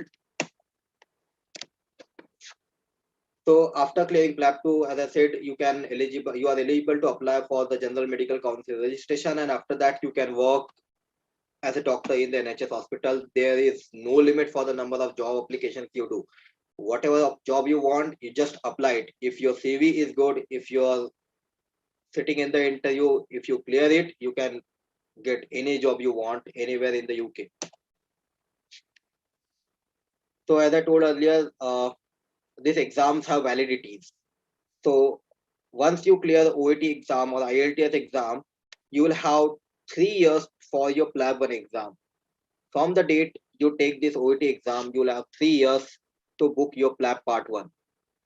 And similarly, after the day you sit your PLAB Part 1 exam, from that day onwards, you will have 3 years to apply for PLAB Part 2. And after clearing PLAB Part 2, you will have again 3 years for applying GMC registration. But that it's like if you pass the PLAB Part 2 exam and apply for GMC registration within 3 years after you take OET exam. I'm talking about the OET. If you clear OET, clear PLAB Part 2 exam before your OET result gets invalid, you don't have to give any other exam. But if it gets delayed by any reason, you will have to give OET exam again before you apply for GMC registration. But it does not happen actually. You will clear this exam within 2 years only. So let's summarize this. The timeline of PLAB is: first you will have to book and pass the OET or IELTS exam with required score. Next, you will have to set up your GMC online account on the official website of the General Medical Council. Then you'll have to book and pass the PLAB Part 1 exam. And next is the PLAB Part 2 exam. You'll have to book PLAB Part 2 with the required score. And then you will have to epic. This epic verification is you can do at any like at any time. After clearing your OET or before OET, you can apply for your epic verification. It doesn't need any exam. It's just an online process. You don't have to go anywhere. You just have to upload your passport and your medical degree to get your epic verification. And the one more important thing is, if you clear this OET exam, you have your PLAB 1 result and you have your epic verification. And at this point, if you want to change your mind, if you want to go to New Zealand, for example, you can just give the clinical assessment exam of the New Zealand and you can enter in the New Zealand. At this point, if you want to enter the Ireland, you can just give the Ireland medical licensing exam, that too like clinical assessment exam, and you can enter in the Ireland. So at this point, you will have multiple countries to choose. And in fact, I guess you can take licensing exam like part clinical assessment exam of the Canada, and you can move to Canada. So basically, these exams open multiple routes, not only the UK, but they have their separate exam. For example, New Zealand has their NRZDX exam. Australia has AMC exam, Australian Medical Council. Ireland has their own separate exam. And the final process is the GMC registration. After you clear your PLAB 2 exam, you'll have to apply for GMC registration and get yourself register into the UK. So I've discussed the total expenditure of the PLAB journey because I think this is very important. Many of the students think that this is very costly and you cannot do it on your own. But if you have your M.B.B.S degree, you can, just book this exam step by step, and you can earn and learn. You just earn your you can earn and you can book your exam, and you can clear your exam. GMC doesn't want that you should sit in a room studying in front of a book and clear this exam. They want that you should be in continuous practice, and you can definitely clear the exam while working. It's not that difficult, like you'll have to sit all the day to for clearing the exam. It just the process is very lengthy, and the exam scenarios are very different. Unlike India, it's very different exam. Uh, you cannot study, even if you study the material which are available in India. Like there are some online material available for the entrance exams in India. Even if you will finish the reading or everything, you won't be able to clear this exam. The exam has their own separate pattern. They have their own syllabus. They have their own setup of questions, and it is roughly cost you around 5 lakh. It depends on the currency rates and everything. And it just rough expenditure. It may vary from person to person. It depends on multiple factors. Like for PLAB 2, you'll have to take flight, visa, your currency rate, you what for how many duration you stay in the UK, and if extra attempt, if you need any extra attempt, you'll have to pay the extra thing. So basically, let's talk about the salaries in the UK and working hours. So the NHS doctors, they have fixed working hour, 40 hours per week, and they will earn a basic salary. But if you work in the weekend, you will get the weekend allowances. If you work on a holidays, you will get holiday allowances. If you do one extra night shift, so you will get 37% enhancement for your working night shift on your salary. Whatever you earn for a 40 weeks per week, you will get 37% enhancement. And if you're available on call, you can get extra income for that. So whatever they have basic salary for, apart from their 40 hours working, you can earn extra by doing extra work. And 40 hours a week is not a big deal for Indian doctors. They work like 48 hours continuously in India, and it's like they work for 100 hours. So this data has been collected from the NHS website. So these are different figures for the doctors in training, the specialty doctors and consultant. This is like from April 2022. They have updated their salary pattern for every doctor. So basically, 1 pound is around 96, 97 rupees in India. So whatever number you take, just simply multiplied by 100. So, but there is a twist in the story. So from 24 onward, this PLAB exam will be replaced by UKMLA, that is UK Medical Licensing Assessment, and they will have two part of exam. So it's like next exam in the India. Like India, the Indian medical graduate will have to take next exam, as well as the foreign medical graduates will have to take next exam before they start working in India as a doctor. Similarly, UK will also have this UKMLA exam.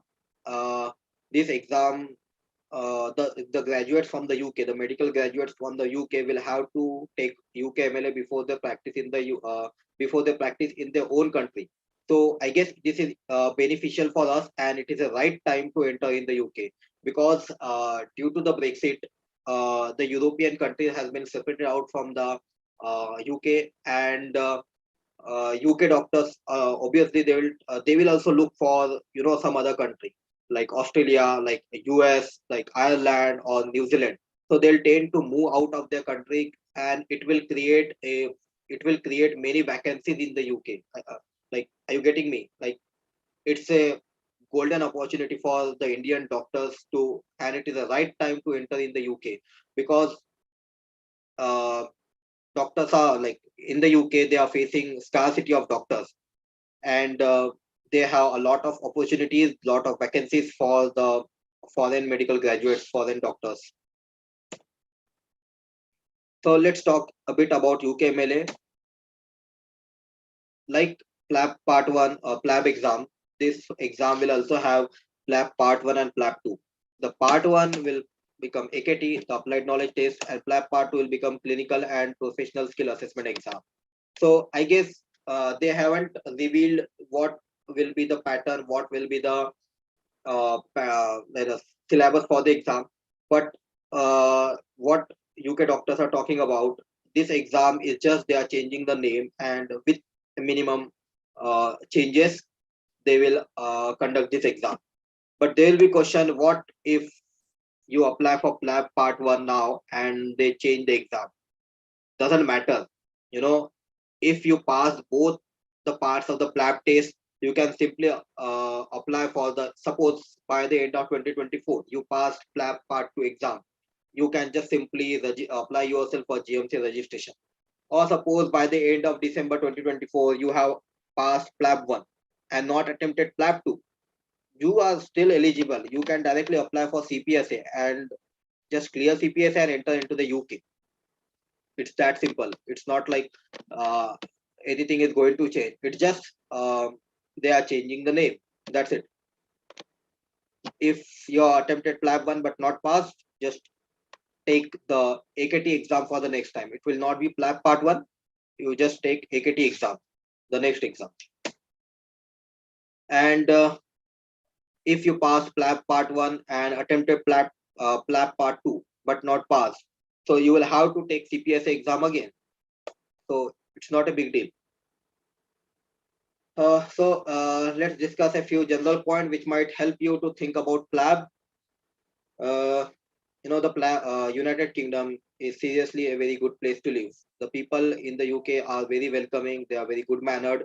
Especially if you'll go to London, they will offer you any help directly. Like for example, I'm giving my example. I was pulling my heavy bag, and suddenly a lady came and she just offered me help.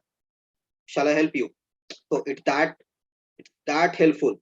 Like and once I lost my travel card in the London, and one person came and he gave me his card and he asked me to use it because they are really very helpful and they are very friendly. You will not face any difficulty anywhere while dealing with anything.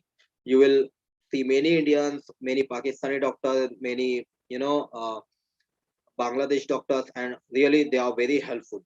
If you and there are few skills you should know before you go to the UK, and you will help. It will help in saving monies.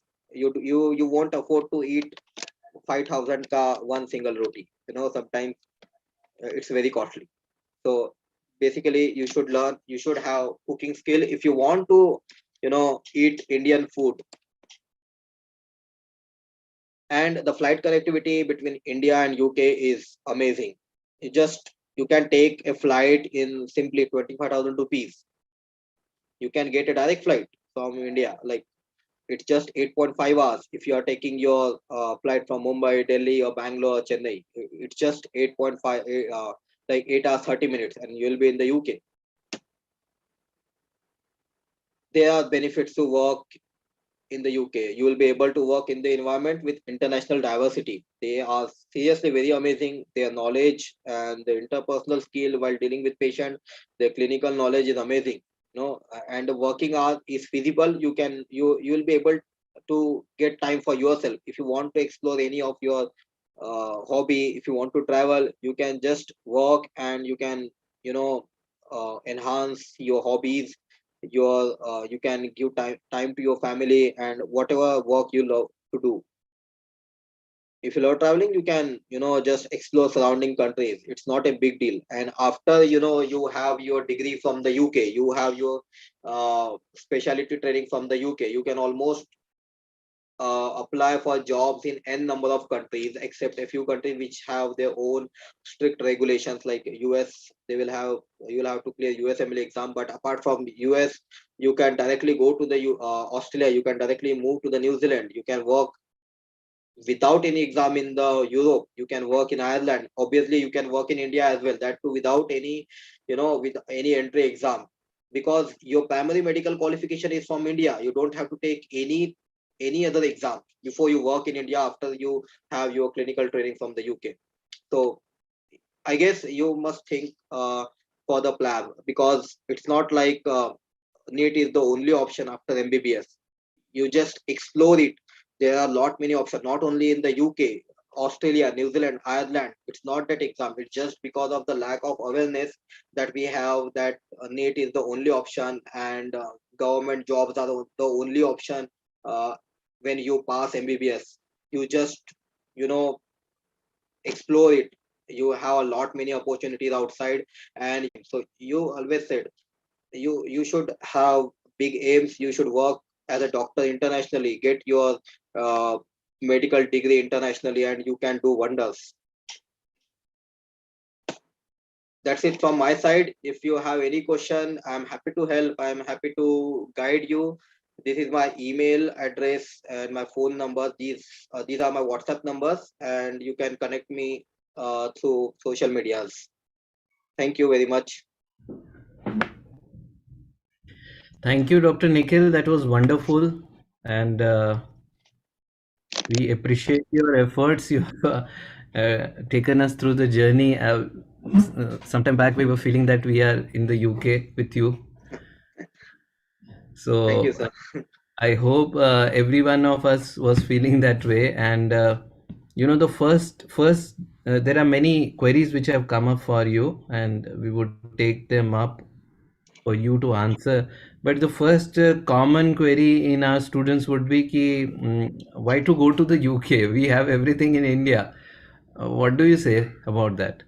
Okay, we obviously there is everything in India, but if you want a balanced life, you want to earn a good money, and you want to take your medical degree internationally. You want to apply for research, and you want to shift in the other country. This exam is very beneficial, and these days I guess moving out of India is very beneficial for the Indian doctors, because the competition is very high in India, and whatever uh, like effort you took behind, whatever effort you take after this NEET exams and everything, you can simply do it easily. You can just work in some hospital and you can clear this exam. It's not that easy. It's not that difficult.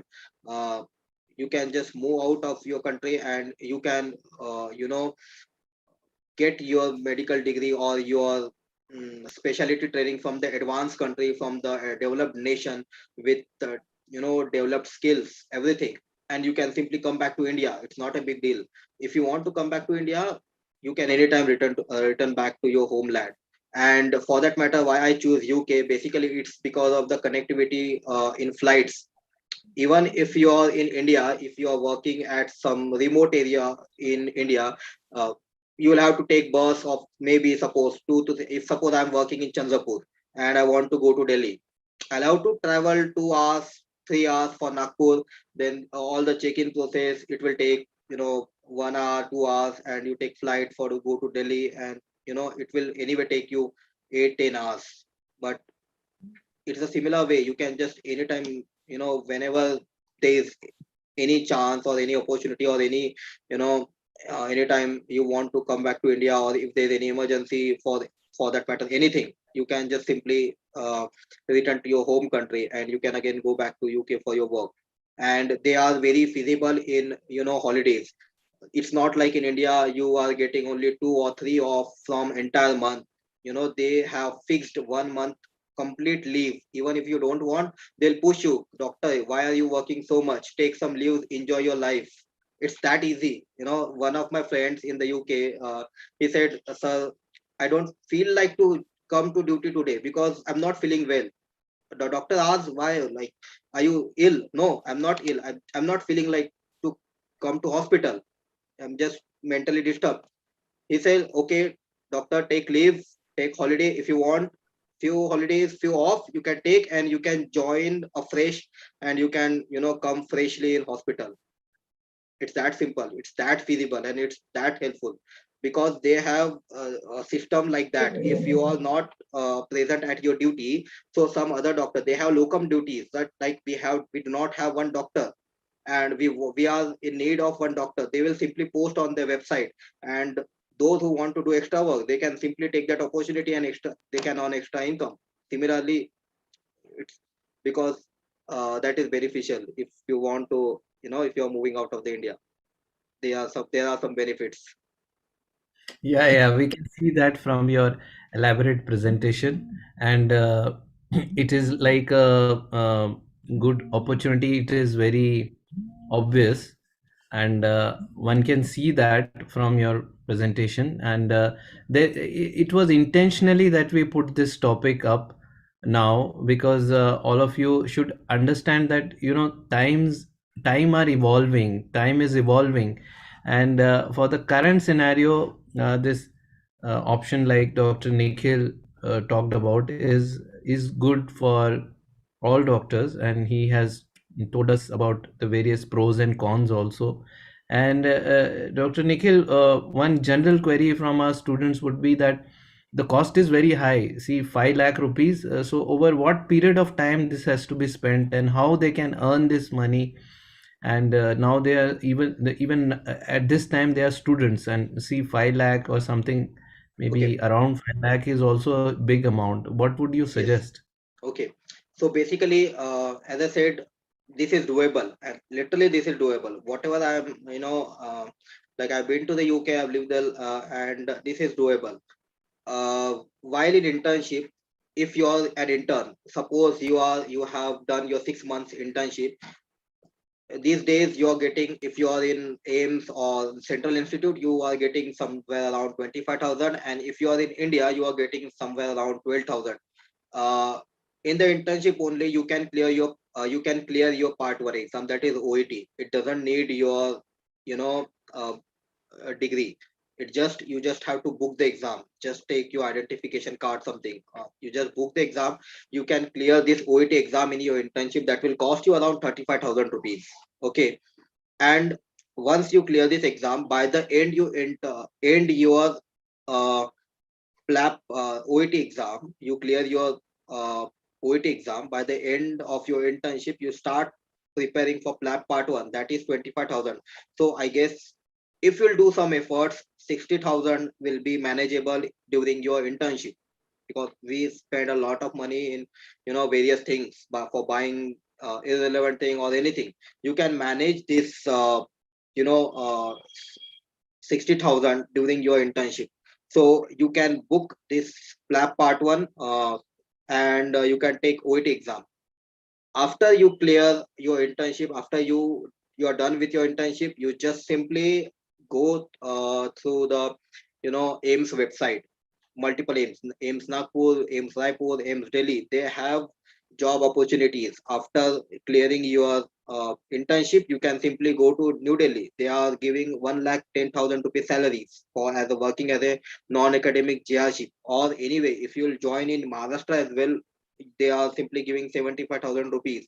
So I guess if you are spending 75,000 rupees, you can save money for PLAB part 2 exam, and that will be helpful for your flight, your visa cost, your PLAB exam. So that is doable, I guess. And this is a process. It's not like it is like everything you have to do at once. It's a stepwise procedure. First you clear OET exam, done. Then PLAB part 1, then PLAB part 2, or PLAB part 1 and then PLAB part 2. So basically it's a continuous process. So you can, even if you're giving 1 year after your internship, you can manage this exam fees. Yeah, thank you, Dr. Nikhil. And there was a query from one of our student who wants to know about. She says that why did you choose UK, not USA or Canada? Dr. Astha is asking that. Okay. Why I chose UK? Because USMLE, for that matter, is a very costly procedure. The exams are very costly in the US. I'm not from like the background which will which will afford that cost. When I first talked to Pankaj sir motivated me for the PLAB thing, and he said that it is doable for you. And I seriously started thinking about PLAB. He also gave me options of USMLE. He also gave me a lot of options. But he also motivated me that UK is a golden opportunity for you now to visit, to give the exam. And apart from that, there are simple things, not big thing. Why I choose UK, the first thing is the flight connectivity. I can come back to India in 10 hours. I've taken the flight of 13 hours from London to Nagpur. It was just 13 hours. I was in Nagpur. And the driving is on the left hand side. Whatever we drive in India, like, you don't have to change the side. Like, some people who lives in the US, they are like, I don't want to drive in India because the driving is right side in the US and left side in the India, so they find it very difficult.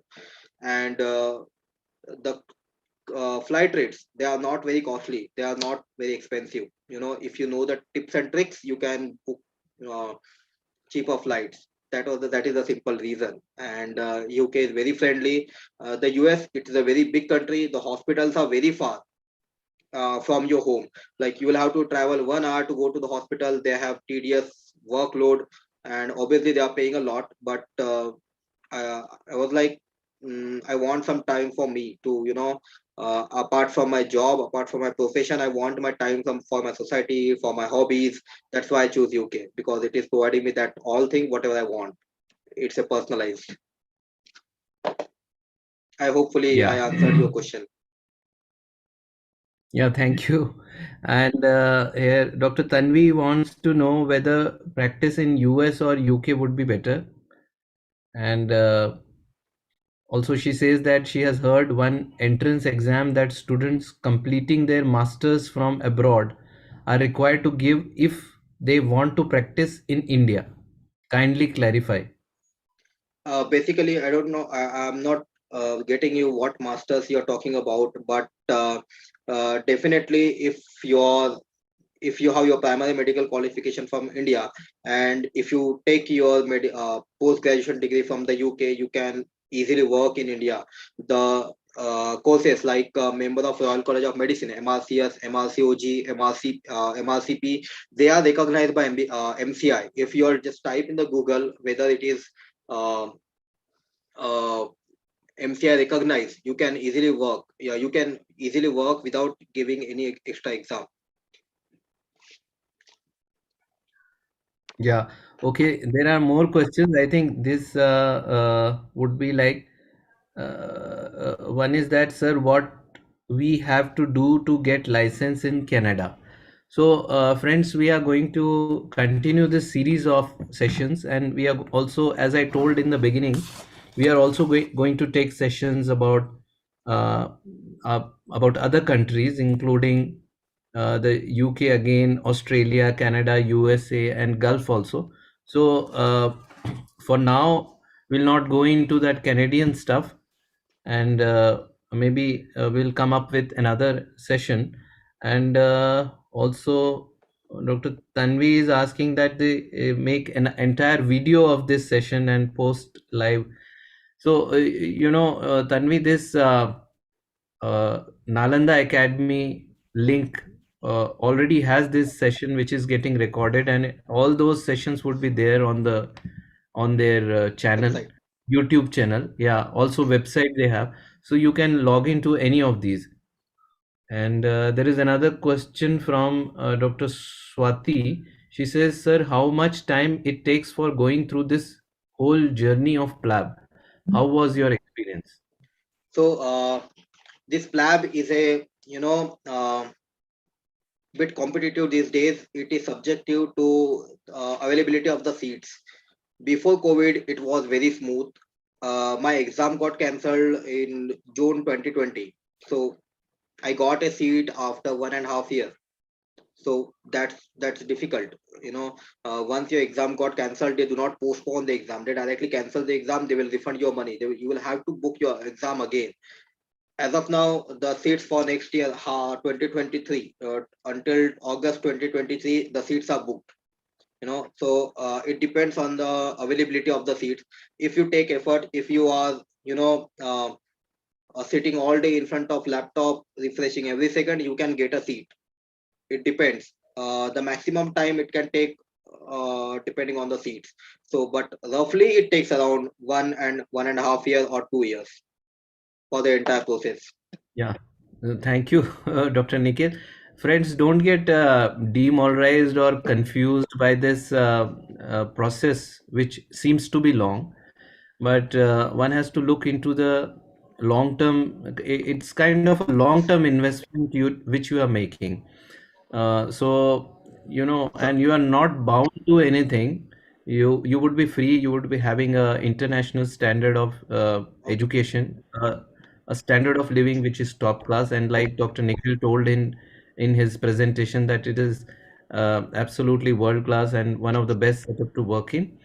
And you can continue with your higher studies even beyond. You can even go for super specialization there. They would be happy to host you in their country. Like Dr. Nikhil told, that there is a great demand and they would like to retain people like whom they have trained in their country.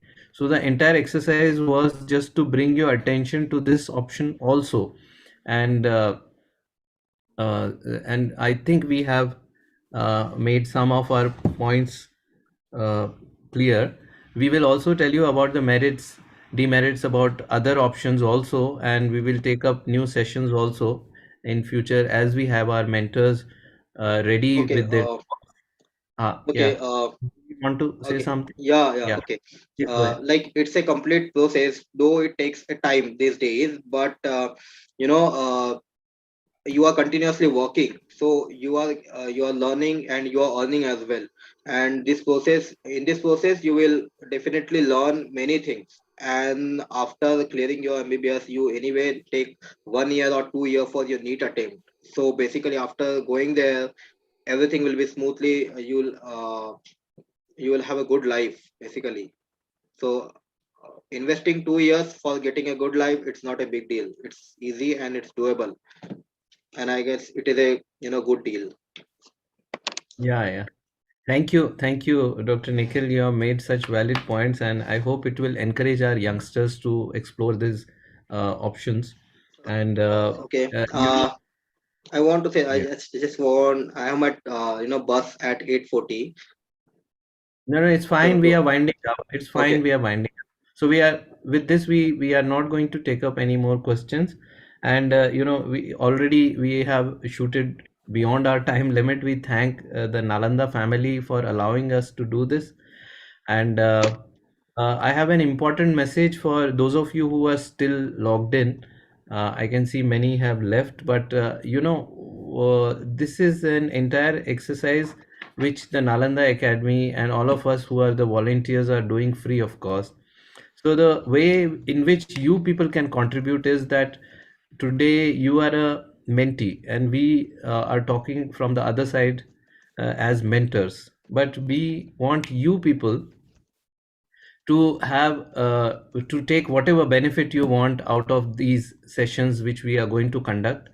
And as mentees, you help us to spread this message to our fraternity, our doctors who are all over the country. So we have a good nexus, and we were able to circulate this advertisement. This was our first session in the series, and a lot of youngsters have joined who are doing M.B.B.S, who are doing internship, who are post internship.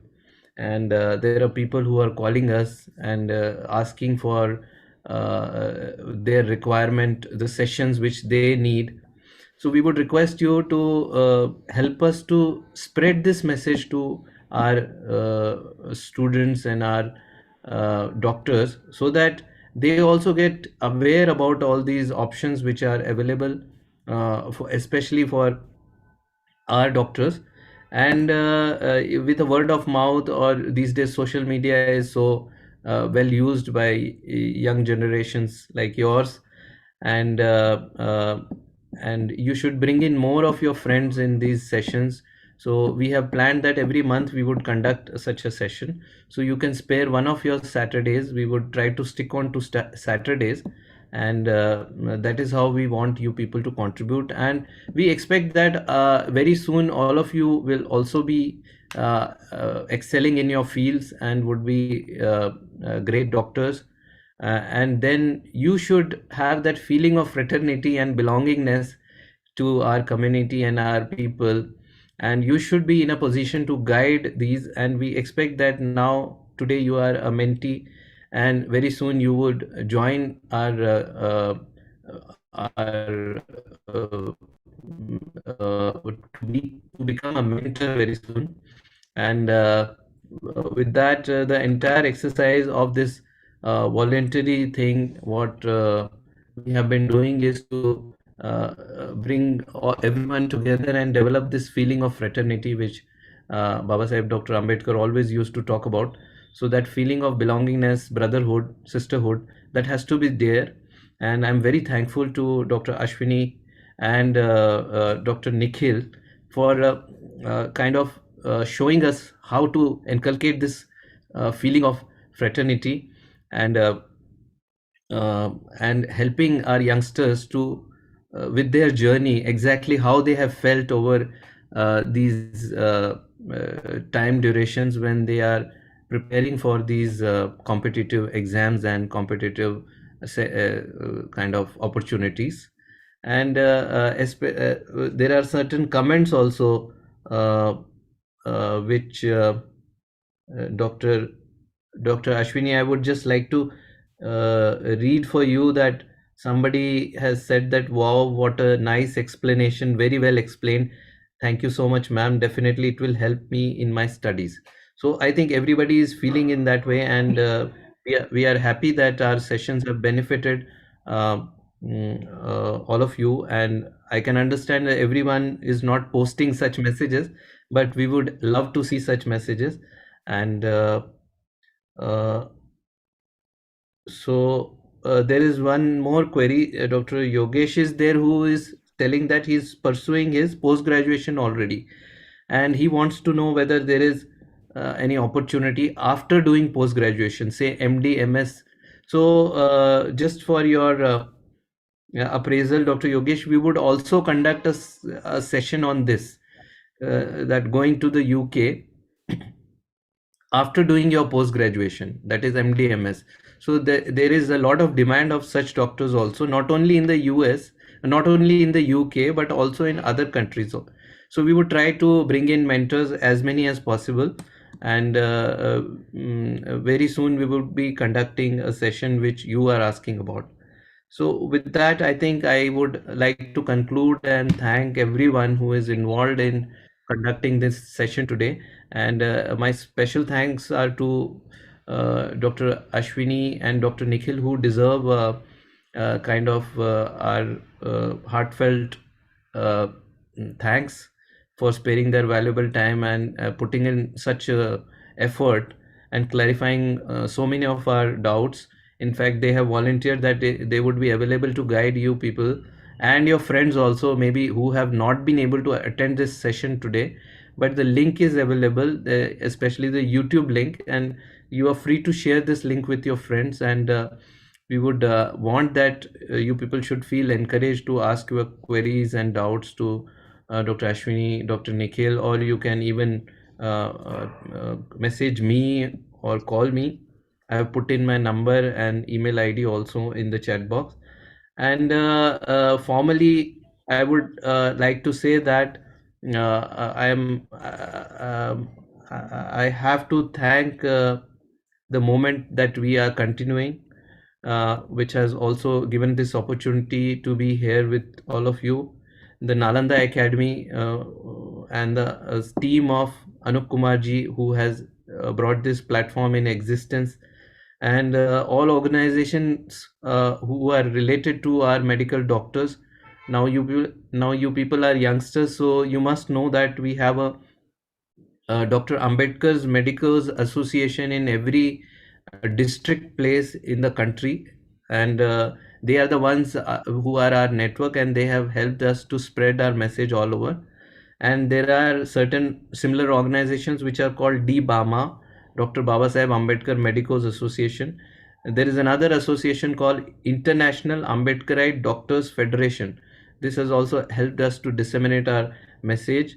There is a group called JBIM Health. They have also, and all these groups are working actively. So they all deserve my gratitude and appreciation for helping us to conduct this session and bringing so many of our youngsters together on these platforms through Zoom and YouTube.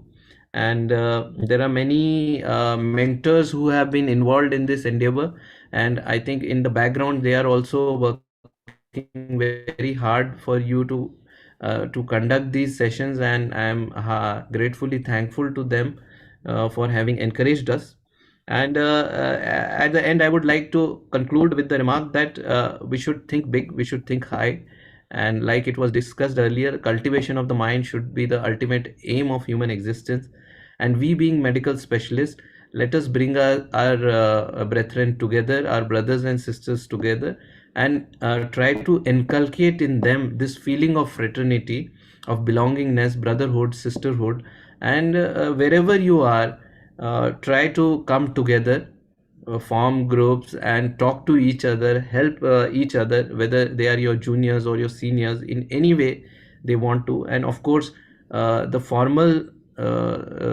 formal kind of structure of these groups has been the organizations which I was talking about, like DAMA, DBAMA, JBH, IADF. So similar organizations should be encouraged, and we should take the message of Baba Sahib to every part of the country, rather every part of the world. So with this, I would like to thank each one of you for sparing your time and sparing your valuable effort. So we are here to help you, and our all best wishes are with you. So just go ahead and fulfill your dreams, whatever you want to, and wherever you need our help and guidance, we are always available. So my best wishes to you, and with this I would close the session. Thank you so much, and looking forward to your participation in the future meetings as well. Thank you so Thank much. you so much, sir. Jai Bhim to all. Thank you. So digital Nalanda, Sapna Tai, we may close the session now. Yes, sir. Thank